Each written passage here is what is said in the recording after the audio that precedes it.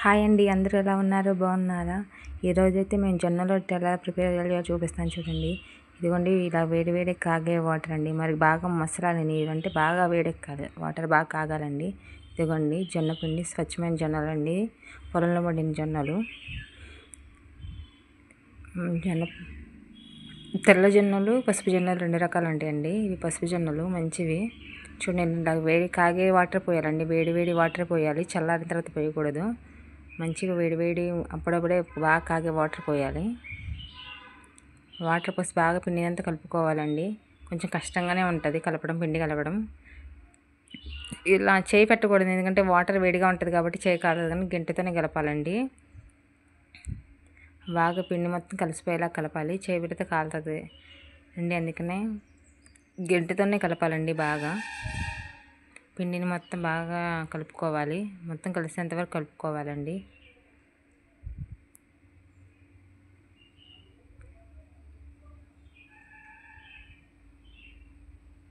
పిండి మొత్తం బాగా ఉండలు అసలు లేకుండా, పిండి ఎక్కడ లేకుండా మంచిగా నీట్గా కలుపుకోవాలండి. పిండి మొత్తం కలుపుకున్నాక ఇలా ఉంచుకుంటే మరి ముద్దగా కదండి, ఇలా పొడి పొడిగా ఉండాలి పిండి.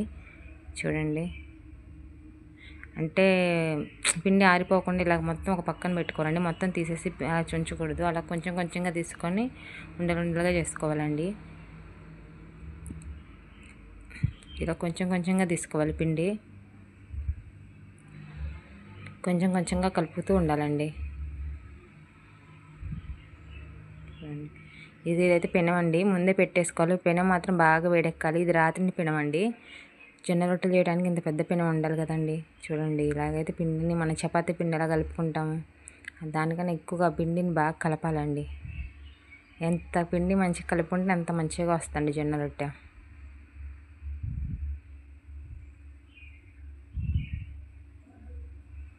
చూడండి, పిండిని చపాతీ పిండిలా కలుపుకోవాలి.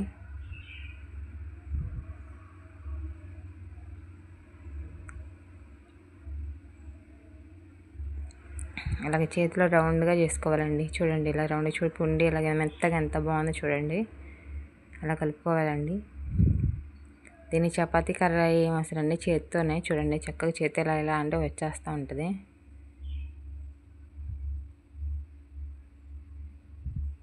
తర్వాత అలాగే చిన్నగా కొంచెం సరి చేసుకోవచ్చండి. ఇదిగోండి ఇలాగ పేపరు, అంటే పూరీ ప్రెస్ అలాంటివి ఏమి ఉండవండి. ఇలా పేపర్ మీద చేసేసుకుంటే చక్క పెట్టేసుకొని చేసేసుకోవటమేనండి.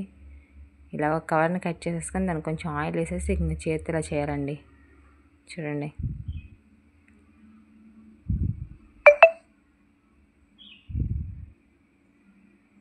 కాకపోతే చేతులు కొంచెం నొప్పులు వస్తాయి కదండి.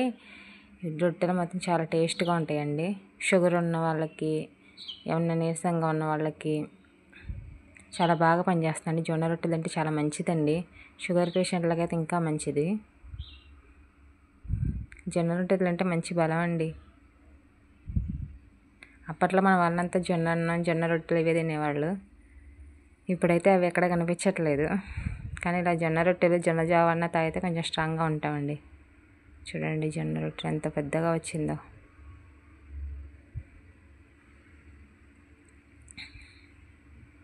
పలచగా చేసుకోవాలండి, మందంగా చేసుకుంటే గట్టిగా ఉంటుంది. ఇలా పలచగా ఉండాలండి రొట్టె మాత్రానికి.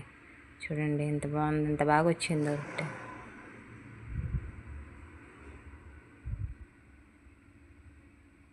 ఆయిల్ వేసుకున్నాను, ఇటు పక్క కూడా సర్వ్ చేసుకుంటున్నాను అండి.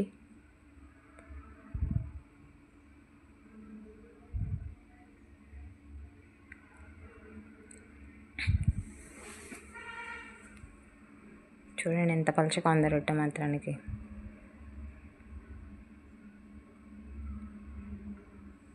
ఇప్పుడు డైరెక్ట్ దీన్ని పెనం మీద వేసేయటమేనండి.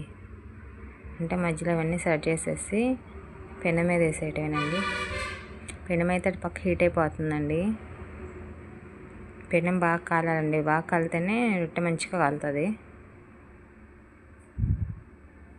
దీంట్లో ఏ కర్రీ అని చేయండి, పప్పు ఉన్న, చికెన్ కర్రీ కానీ, పప్పు కానీ, చిక్కుడుకాయ కర్రీ కానీ, ఏ కర్రీ అయినా పెట్టేసుకొని తినేయచ్చండి రొట్టెల్లో. టేస్ట్ కూడా మంచిగా ఉంటుంది చక్కగా.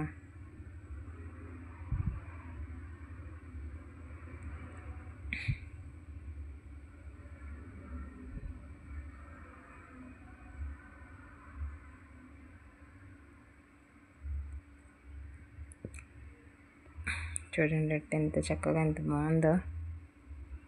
చాలా మంచిగా వచ్చిందండి రొట్టె మాత్రానికి. చూడండి ఎంత పెద్దగా ఉందో రొట్టె మాత్రం, జొన్న రొట్టె. ఇలా డైరెక్ట్గా తీసేసి పెనం మీద వేసేటివేనండి.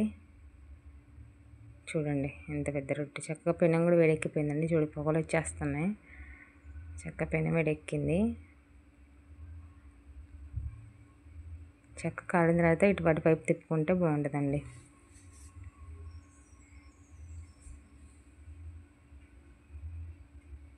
చూడండి చక్కగా కాలిపోయింది. దీంట్లో ఆయిల్ ఏం వేసే పని లేదండి. ఆయిల్తో అసలు ఏం పని లేదండి. చక్కగా కాలిపోద్ది రొట్టె మాత్రానికి. చూడండి జొన్న రొట్టె ఎంత చక్కగా ఉందో. చూడండి జొన్న రొట్టె రెడీ అయిపోయిందండి. టేస్ట్ చూద్దాం రండి ఎలాగుందో జొన్న రొట్టె. చూడండి టేస్ట్ చేద్దాం ఎలాగుందో చెప్తాను. సూపర్ ఉందండి. మెత్తగా ఉంది జొన్న రొట్టె. చూడండి హెల్త్ చాలా చాలా చాలా మంచిదండి జొన్న రొట్టెలు తింటే. చూడండి ఎంత పెద్ద జొన్న రొట్టె. ఈ వీడియో కానీ మీకు నచ్చితే లైక్ చేయండి, షేర్ చేయండి, సబ్స్క్రైబ్ చేసుకో.